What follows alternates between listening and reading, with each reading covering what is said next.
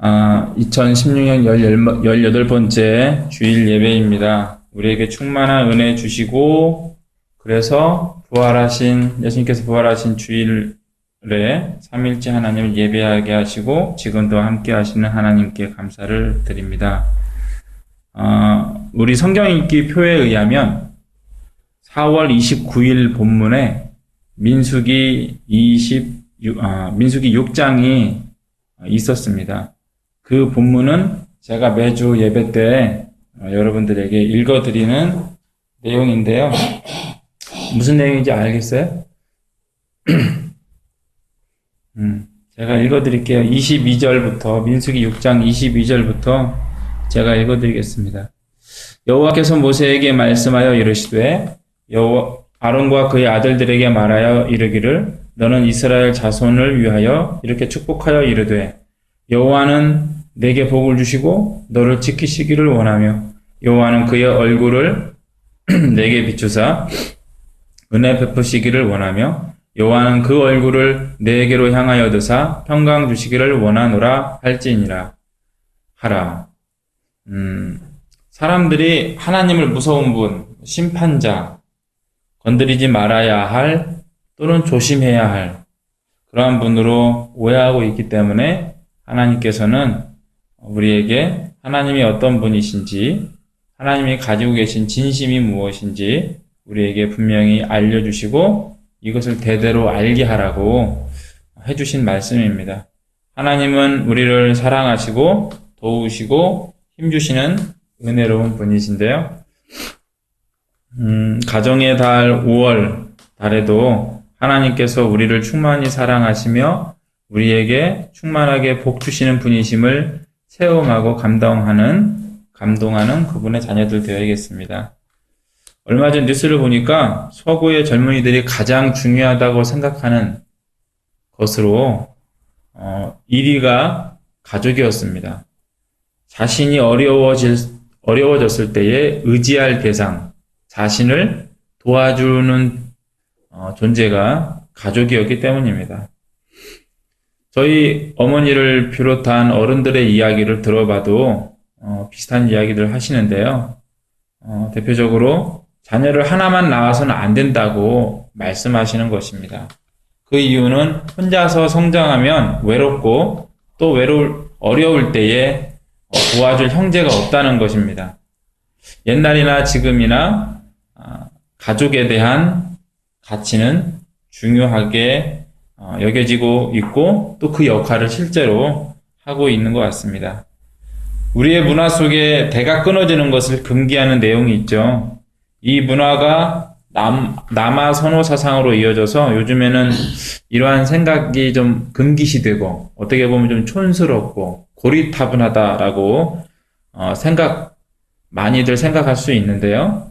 성경에도 대가 끊어지는 것을 금기시하는 내용이 나옵니다. 신명기 25장 5절부터 보면 세대가 끊어지지 않도록 할 책임이 형제에게 있다라고 기록되어 있는데요. 제가 읽어드리겠습니다. 형제들이 함께 사는데 그중 하나가 죽고 아들이 없거든 그 죽은 자의 아내는 나가서 타인에게 시집가지 말 것이요 그의 남편의 형제가 그에게로 들어가서 그를 맞이하여 아내로 삼아 그의 남편의 형제에 대한 의무를 그에게 다할 것이요 그 여인이 낳은 첫 아들이 그 죽은 형제의 이름을 잊게 하여 그 이름이 이스라엘 중에서 끊어지지 않게 할 것이니라. 자녀는 굉장히 대단히 소중한 존재죠. 누구도 자신의 후손이 잘못되기를 바라지 않습니다. 누구나 후손이 번창하길 바라죠. 그런데 우리가 보통 일반적으로 볼 수 있는 후손은 손자까지잖아요. 드물게는 더 보는 경우도 있긴 하지만 대부분은 많이 봐야 손자입니다. 그런데 내 뜻대로 되는 것도 아니고 내가 원하는 대로 되는 것이 아니지만 자녀를 낳고 보니까 내 자녀의 자녀도 또 그 자녀도 계속해서 행복했으면 좋겠다. 나보다 더 잘 살았으면 좋겠다 하는 소망을 갖게 되더라고요. 저 같은 경우에는 저만 그러는 건 아니겠죠. 뭐 내 마음대로 할 수는 없지만 될 수만 있다면 내 후손들이 잘 되면 좋겠다 하는 것이 사람의 마음이지 않을까 생각해 봅니다. 이렇게 후손이 잘 되기를 원하는 마음은 하나님이 주신 마음이지 않을까 생각도 해보았습니다. 자녀는 부모가 낳은 존재로 부모의 사랑을 받으며 부모에게 해준 것도 없으면서 귀한 대접을 받는 존재입니다. 오늘도 부모된 사람들은 자녀들의 안위를 위해서 또 교육을 위해서 일하고 또 쉬고 생각하고 행동하고 있습니다. 그야말로 애지중지하는 대상이 바로 자녀인 것입니다. 어린이날이 되면 우리가 교회에서 보게 되는 성경 구절이 있는데요. 바로 마태복음 18장 3절에 기록되어 있는 말씀입니다. 이르시되 진실로 너희에게 이르노니 너희가 돌이켜 어린아이들과 같이 되지 아니하면 결단코 천국에 들어가지 못하리라. 너희가 어린아이와 같이 되어야 한다는 이 말씀은 단지 어린아이가 되자는 말일까요? 우리가 마태복음 18장 3절에서 매년 또는 1년에 한두 번씩 보게 되는 이 말씀이 단지 너희가 어린이가 되어야 된다. 어린아이들처럼 되어야 된다는 말일까? 한번 생각해 봐야 됩니다. 그래서 다시 태어나야 한다는 말이냐는 이야기도 어떤 사람들은 해볼 수 있을 텐데요. 우리가 어린아이와 같이 되는 것, 그래서 어린아이가 되는 것, 어린아이처럼 되는 것, 이 생각을 하다 보면 사실 니고데모의 질문이 생각이 납니다. 어머니 뱃속에서 다시 다시 나야 한다는 말이냐는 니고데모의 질문이 있었죠. 예수님은 니고데모의 이 질문에 대해서 사람이 물과 성령으로 나지 아니하면 하나님의 나라에 들어갈 수 없다라고 대답해 주셨습니다. 그리고 나서 해주신 말씀이 육으로 난 것은 육이요 영으로 난 것은 영이다 고 말씀하셨습니다. 이 말씀은 거듭나야 하지만 우리가 다시 태어나야 하지만 영으로 거듭나야 한다는 이야기를 하신 것입니다. 어머니 뱃속에 다시 들어갔다 나와야 되는 것이 하나님께서 원하시는 것, 우리가 하나님을 만날 수 있는 방법이 아니라는 이야기죠. 그런데 우리는 성령 안에서 예수님의 은혜 가운데 바로 거듭난 바로 그 사람들입니다. 우리를 성령 안에서 출생시키신 하나님, 그래서 우리의 아버지가 되어주신 하나님께 감사를 드립니다. 우리가 거듭났기에 우리는 육의 부모 외에 다른 부모가 있음을 기억해야 합니다. 기억하지 못하면 성도의 삶, 자녀의 모습을 제대로 나타내지 못하기 때문입니다. 기억하는 만큼 살 수 있고 행동하는 만큼 우리는 하나님의 자녀로 살아갈 수 있게 됩니다. 아이는 부모를 찾습니다. 사실 자녀가 부모의 필요성을 논리적으로 말하지는 못하죠. 그러나 아이는 부모가 없으면 약해지고 움츠러듭니다. 그리고 부모를 찾고 부모가 안 보이면 우는 게 아이이죠. 우리는 울 필요가 없는 자녀들입니다. 하나님이 항상 곁에 계시기 때문입니다. 한편으로 자녀는 장성해서 부모를 잇는 존재입니다. 자녀가 자라서 가업을 잇기도 하고 그래서 일을 이어가기도 하지만 무엇보다 새로운 가정을 이룸으로 세대가 이어지게 합니다. 그래서 현대에는 큰 의미를 부여받고 있지 못하고 있지만 조상과 후손으로 나눠져 있어 기록된 사람들은 하나의 핏줄이라는 사실을 알게 해주는 점이 족보가 가진 의미가 아닌가 생각을 해봅니다. 이렇게 부모와 자녀는 하나이기 때문에 자녀는 부모의 상속자이죠. 자녀는 먼저 부모의 존재의 상속자입니다. 그래서 부모는 그들이 가진 모든 것을 상속해 줍니다. 사회적으로도 자녀가 부모를 상속하는 것이 당연한 일이죠. 예수님도 상속자이신데요. 성부 하나님의 아들이기 때문입니다. 출애굽기 23장 21절에 너희는 삼가 그의 목소리를 청종하고 그를 노엽게 하지 말라. 그가 너희의 허물을 용서하지 아니할 것은 내 이름이 그에게 있음이니라고 말씀하셨는데, 사람이 예수님의 말씀을 들어야 하는 이유가 하나님의 이름이 그에게 있기 때문이라는 하나님의 말씀입니다. 곧 예수께서 하나님의 상속자라는 말씀이죠.